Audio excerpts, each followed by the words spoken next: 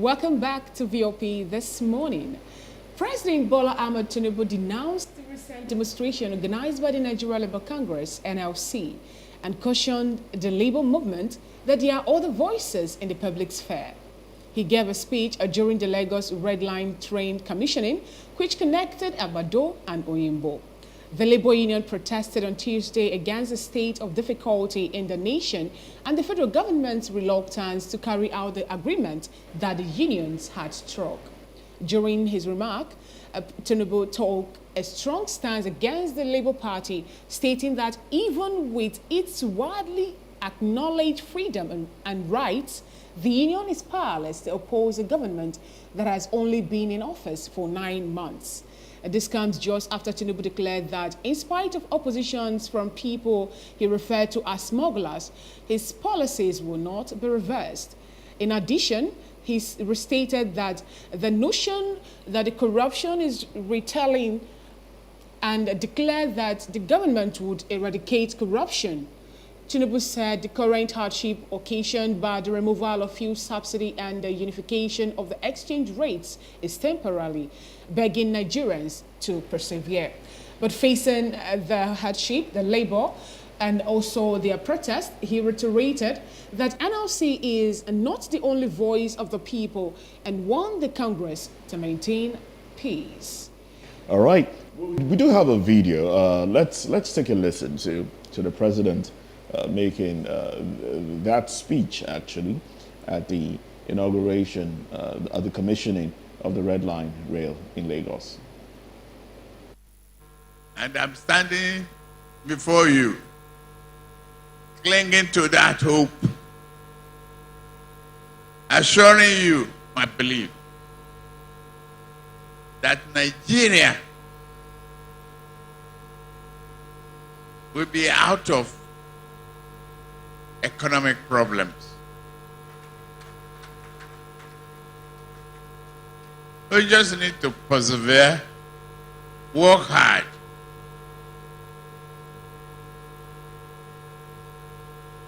be assured. Allow me to throw a jab here.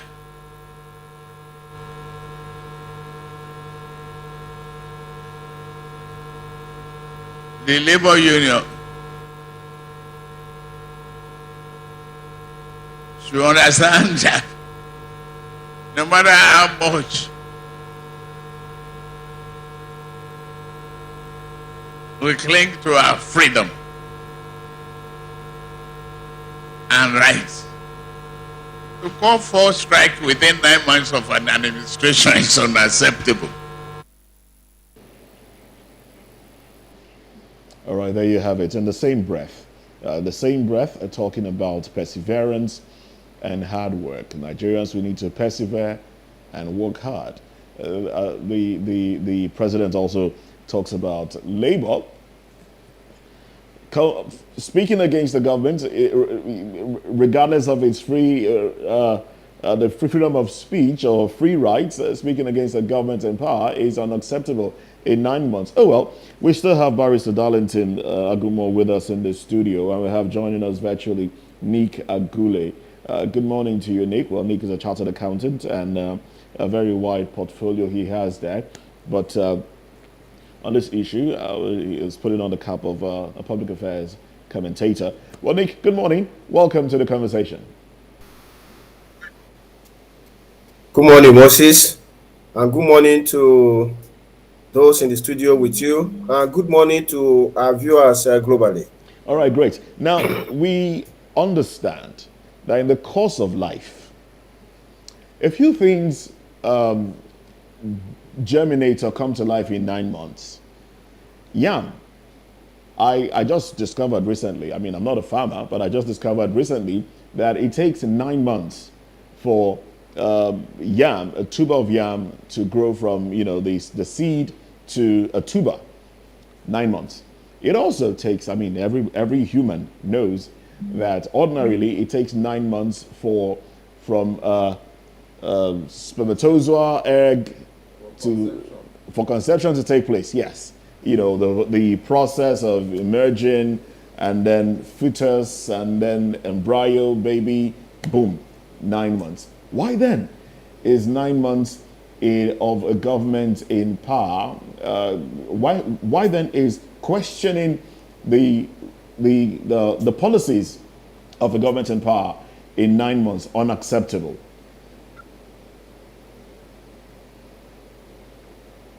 Thank you very much. I think my personal opinion is that the president acted with complete insensitivity.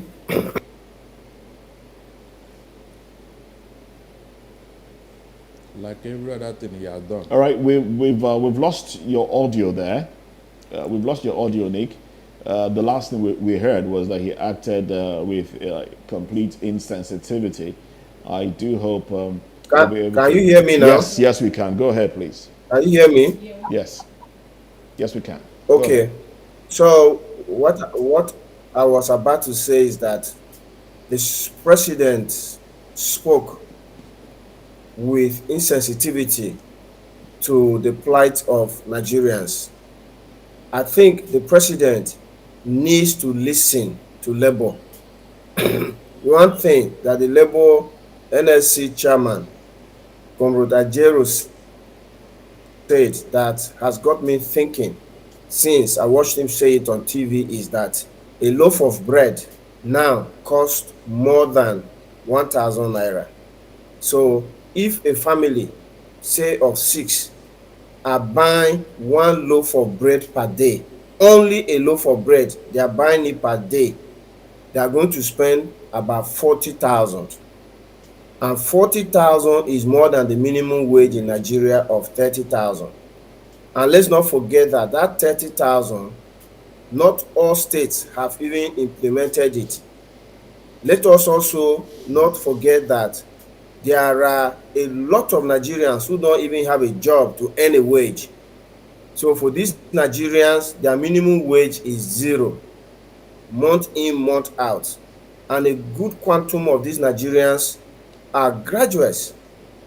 Moses, I don't know for you, but I interact with graduates who have left school for 2, 5, even 10 years that haven't got a job where they get an appointment letter, a formal job, and say you are working here. And the president came into office. If only he just left Nigeria where he met it, meaning he should have left Nigeria buying petrol at 180, 190. He should have left Nigeria with dollar at 700 plus when he met it. He can actually absorb himself and say, look, I'm trying within 9 months to ameliorate your problems, which I met when I came into office. But the president is the one that orchestrated this poverty by his own very words. On the day of his inauguration, he said fuel subsidy is gone. The following day, petrol rose from 180 to 190 to what is about 700 now. Workers have to take transportation to go to work. The food that workers are buying is being transported to the market. The factories and the industry that are producing the goods that these workers are buying are now buying diesel at 1.5 and all of that. Can the president just sit back once and think that he is the cause of this? Because the way he spoke, it would have amount to like he doesn't know what is happening. And then in no time, the president announced the so-called unification of the dollar. Unification of the dollar now moved the exchange rate from the 700 plus, which the president made, to dollar almost touching $2,000. I mean 2,000 naira before it is receding now. Can't the president understand that everything that is imported, which these workers and Nigerians are buying, the prices have tripled or quadrupled because of the policies that he is implementing? Perhaps if the president wants to absorb himself, let him put a supplementary budget to the National Assembly and restore fuel back to 180 and bring dollar back to 700, and then he can tell Labour that you guys have no right to protest because none of what is happening now is caused by me. Let's not forget that immediately the president made these twin policies and suffering descended on the nation. Labor unions served a notice of strike. The president representatives called labor to a meeting, and in that meeting the president agreed that he was going to do 1, 2, 3, 4, I think about 15 things for labor. Yes. As I speak here, I can't imagine that they have done even one of those things. The president said, I will bring CNG buses for you. Is the president saying 9 months is too much to bring the CNG buses? The president said, I will do wage award. Is 9 months too much to bring the wage awards? So these are the kind of things. I mean, a president must be empathetic of the people that he's leading. He has to understand the pressure that families are having now to even feed their children. Not to talk about other costs like rent, fees, medical and all of that. Now you ask me a question. Is 9 months enough? Because a yam takes 9 months to produce. First and foremost, as I speak to you now, Moses, I am in Makurdi, the Benue State capital. And Makurdi is the food basket of the nation. I can give it to you on authority that it doesn't take 9 months for yam to produce. If I think very well, because I used to go to farm when I was younger, is when the rainy season starts, about now, March, they plant yam. By about July or so, they are harvesting the yam.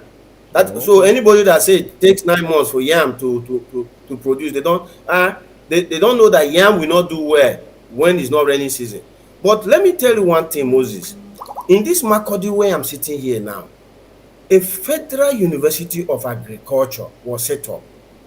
And this university's mandate was to ensure that even if yam was to take 9 months to do, they could, through research work, now produce yam 3 months, so that in a single year you can actually cultivate and harvest yam 3 times. There will also be mechanization, so that instead of the farmers as we speak today are going to farm with hoe and cutlass, producing so few quantity of yam, with mechanization the farmers will multiply their output by 100-fold or even 1,000-fold. That university failed on its mandate. Instead of doing agriculture and turning Benue into a producer of food for both domestic consumption and export, the university did everything and went and converted themselves from a university of agriculture into a conventional university, which is now called Joseph Taka University, offering courses in accounting, finance, philosophy, all of those kind of things.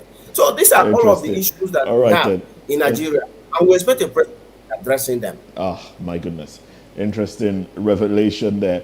Oh, well, Barrister, the president usually makes unscripted remarks, and some of these unscripted remarks are the major things that gets to tell you of his mindset, and they throw the country into uncertain waters. How do you react to these unscripted statements? Because it was a jab he just threw. Obviously wasn't part of his script. It wasn't a jab. You know. No, but he did say, let me throw a jab here. Yes. What he said, that's not how I will interpret it. Okay, how do you interpret it? You know, most times when Tinubu speaks, he thinks that he has made the best speech. But when analysts sit down and analyze what he said, his media aides will now start doing damage control. That was not what he meant.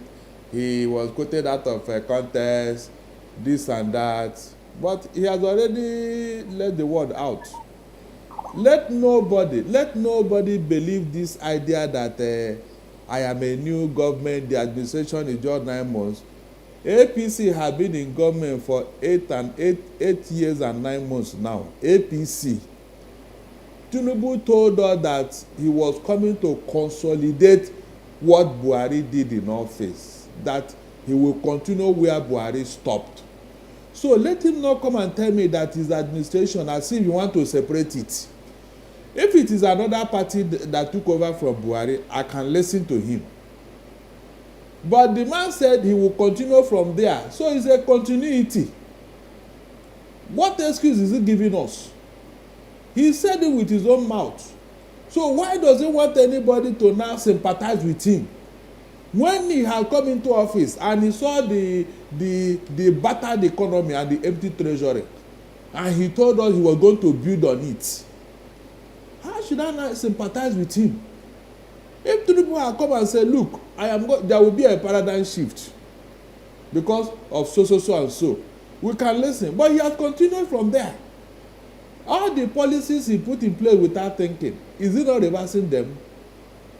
Moses, I have been saying it that this oil subsidy, the day Nigerians will know the truth, in fact they will weep. Because I have been asking myself, for 16 years, PDP was subsidizing petrol, PMS for us, at 30 million litres per day. It's on record. Immediately APC came into office, and this was the same APC that said it was a scam. That was one of their campaigns, and Nigerians bought it. Immediately they came into office, this 30 million litres jumped to 68 million litres. Nobody asked them, how did it? You mean Nigerians have become so affluent under your regime to be buying cars? How come? Nobody asked that question. Okay, PDP was paying subsidy. You say you will not pay. The one you were paying and the one you remove, what is the impact? Under PDP that was paying this subsidy, we saw the economy. We were eating food.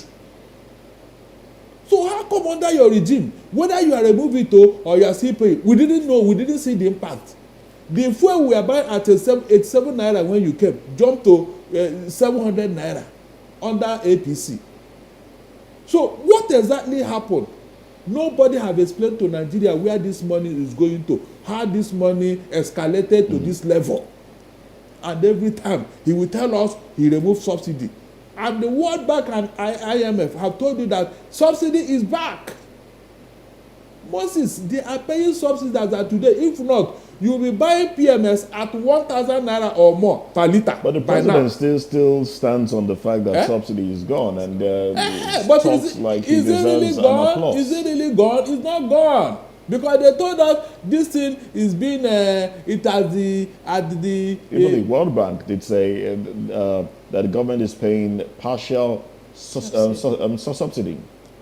Whether partial or full, where is the impact? That is the question. Where is the impact? You made it at 87 naira in 2015. Just under 8 years and 9 months. Look at where we are. Okay. And PDP was there for 16 years, 16 years. And they were paying subsidy. And we are living, we had food to eat. Economies was working. Companies were working. So how come under your watch all this just disappeared? And you are telling me that we should hold on, that you are going to bring paradise. Even the insecurity alone, how can there be paradise in hell? Okay. All right. Mr. Nick, yesterday, one of the dailies, the president was of the opinion that we need a strong foundation for Nigeria economy to be strong and to be better. And he also urged Nigerians to hold on for a little while. But, during his speech, when he went to confirm the Red Line rail train, he was of the opinion that nothing is going to make him to, take out the policies. He said policies will not be reversed. Now, some foreign entities like the Mayor of America applauds the economy of Nigeria, saying that it's a good one. What do you make of this particular one, Mr. Nick Agule? Do you think that we just need to give the president a little time so that we'll see the whole thing he has in place? Or what do you make? Do you think he's just taking us for a ride, like Wole Soyinka said? Thank you very much. So, whatever the foreign bodies who are endorsing the economic policies of the president say, they are not in Nigeria, they are not feeling it, what Nigerians are going through. They are standing from afar and making those statements. You know, we have a government now that if the IMF and other foreign bodies support what they are doing, they will be quoting it. The day that the same IMF comes out and says the government policy, this particular government policy is not correct, the same government will start calling IMF names and making it look as if they are against our economic progress. So for me, I'm not bought into those things. What President Tinubu has attempted to do, or actually has done, is he operated on a patient without anesthesia. So if a patient has tumor, which we all agree that fuel subsidy criminality was a tumor, and foreign exchange round tripping was a tumor, and the president tried to excise it, to remove it. Every doctor knows that if you are going to perform surgery like that, you must have anesthesia, which minimizes the pain of your patient. If you don't apply anesthesia and you just cut your patient open to try and remove that tumor, you can kill that patient. That patient can die on the operating table. And that is what is happening to Nigerians now. The president, in an Sorry about attempt that. to remove the twin tumors of fuel subsidy racketeering and foreign exchange round tripping, took out the tumor without palliative, without any anesthesia. Look, this president says in office for 9 months. The first question you ask is that the president was elected in February. The president got certificate of return in February. That is 12 months ago. Yes. Before then, the president sought our votes. This president has been meaning or wanting to be president since 2015, when he brought President Buhari on board. It was his plan that if I bring President Buhari on board, after 8 years, I will come on board. This president was expected to have thought through his economic policies all through that time. And the president should have known that, number one, the problem of fuel subsidy was arising from Nigeria's dead refineries. That is where the problem is coming from.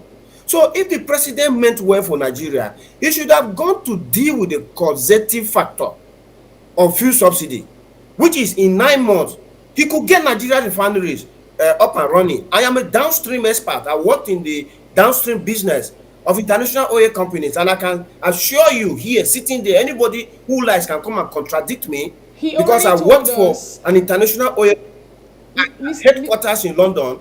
I can tell you that you could revive refineries in 9 months. Mr. Nick, so why the refinery is not working? The refinery will start working, and he said, before the end of the year, one of the refineries in Port Harcourt will start working, and by next year, the old one will also be producing fuel for us. Like he gave us his word on that, saying that they are working. Has the year not ended? Has that year? I mean, that year you are referring to was 2023.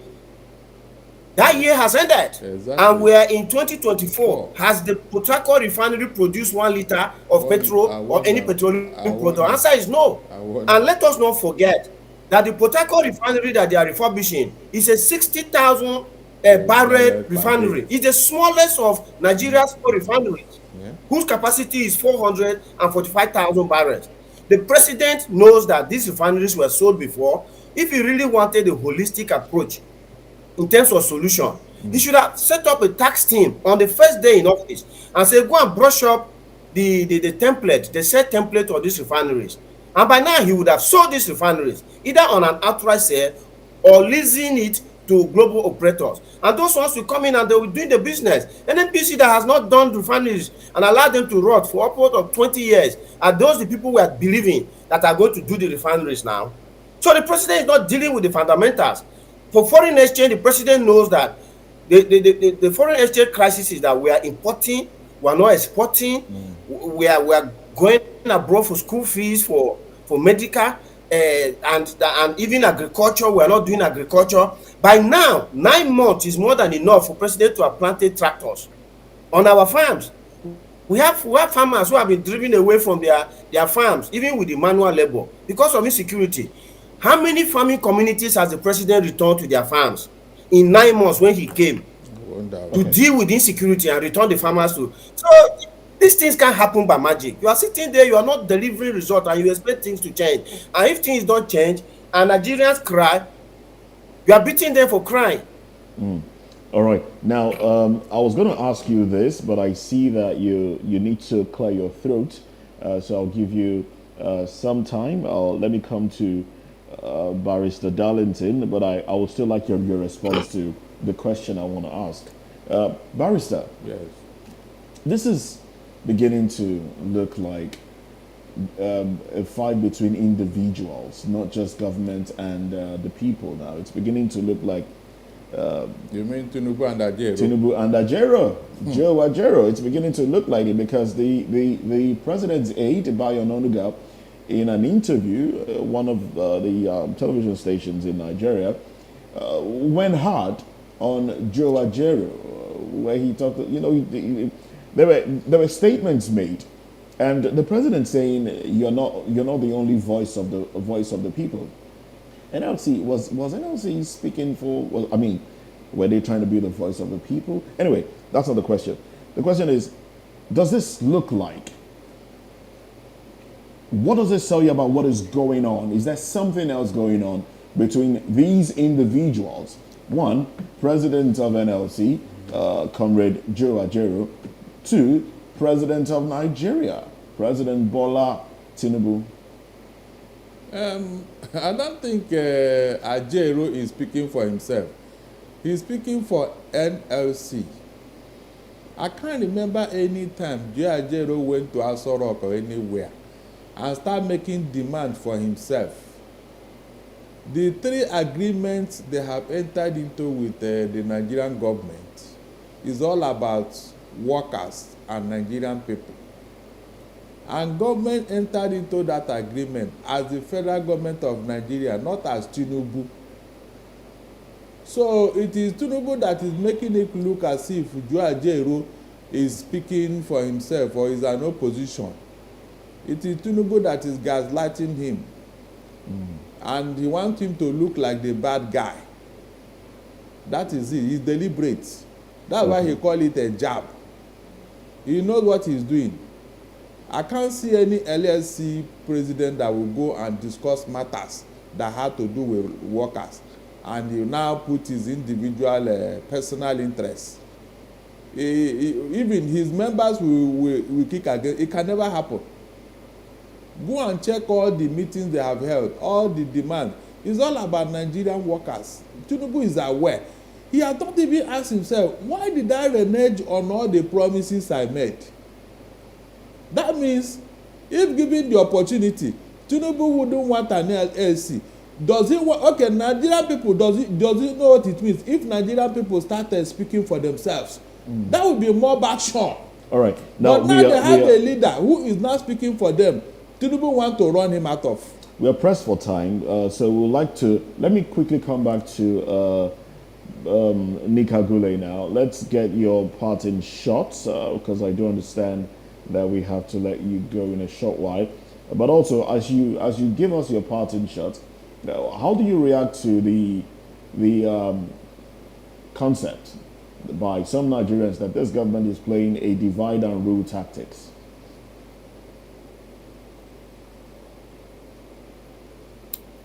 Sorry, come back to the question. The line went off. Okay, one is your parting shots, but I would like you to wrap this question into it.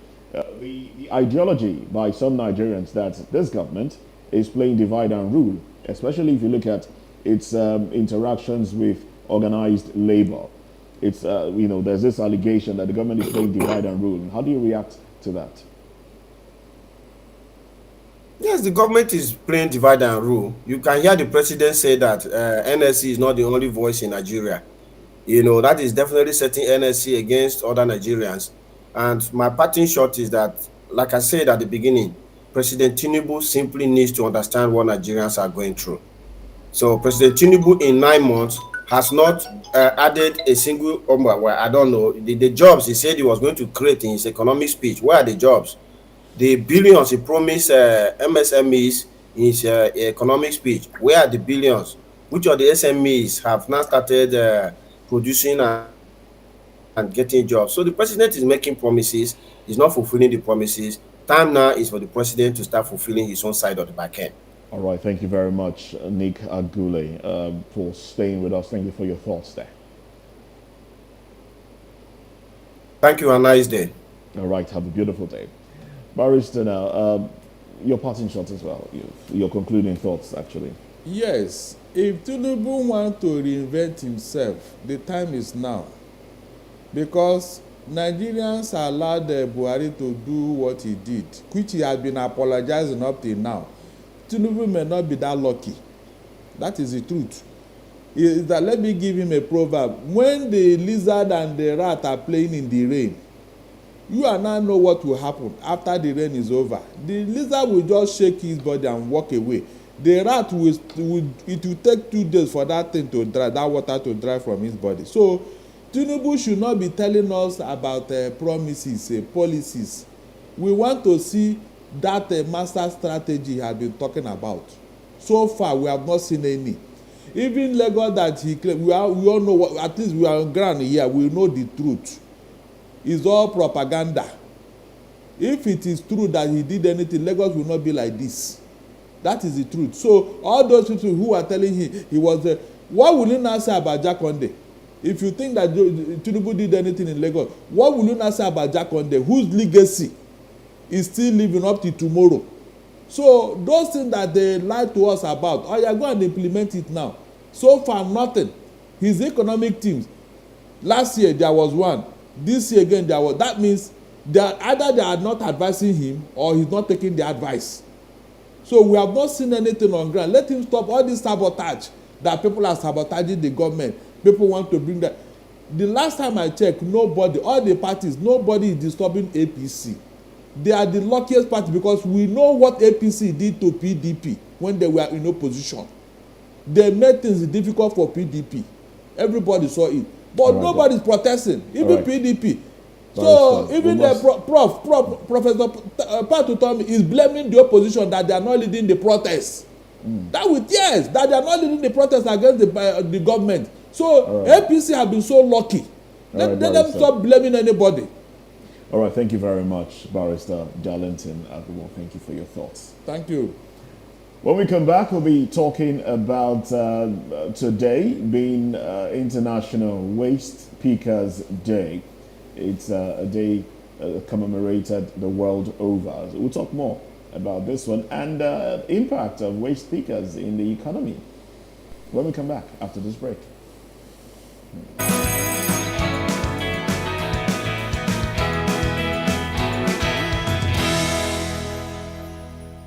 Waste pickers, a city where trash becomes treasure, where resilience reigns, and where hope rises from the ashes. This is their story, and it is just beginning.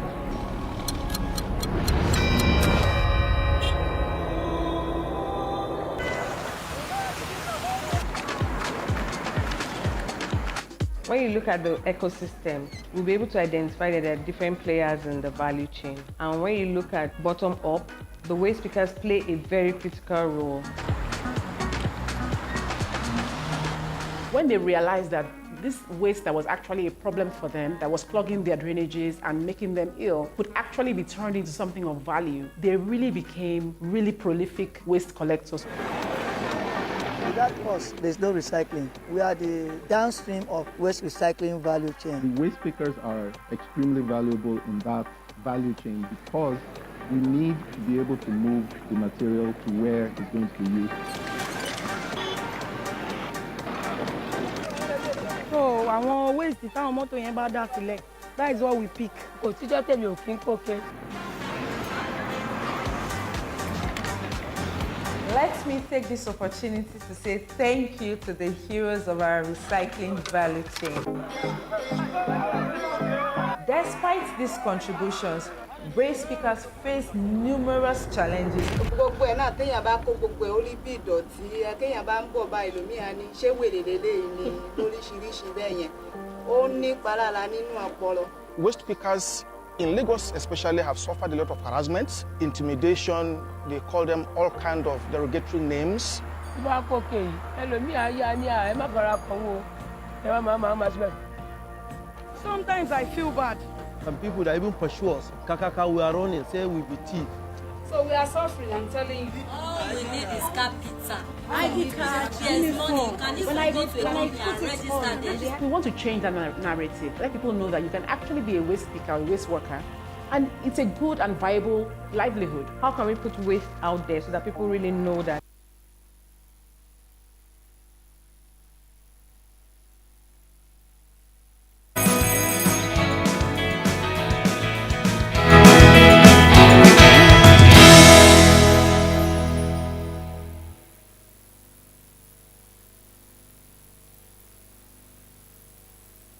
It's waste pickers. A city where trash becomes treasure, where resilience reigns, and where hope rises from the ashes. This is their story, and it is just beginning.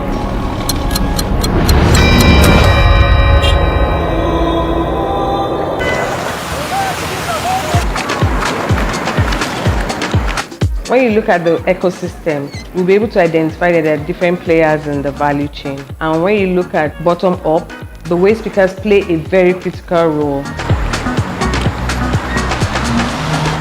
When they realized that this waste that was actually a problem for them, that was their drainages and making them ill, could actually be turned into something of value, they really became really prolific waste collectors. Without us, there's no recycling. We are the downstream of waste recycling value chain. The waste pickers are extremely valuable in that value chain because we need to be able to move the material to where it's going to be used. So àwọn waste táwọn mọ́tò yẹn bá dá sílẹ̀, that is what we pick. Kò tíjọ́ tèmi ò kí ń kókè. Let me take this opportunity to say thank you to the heroes of our recycling.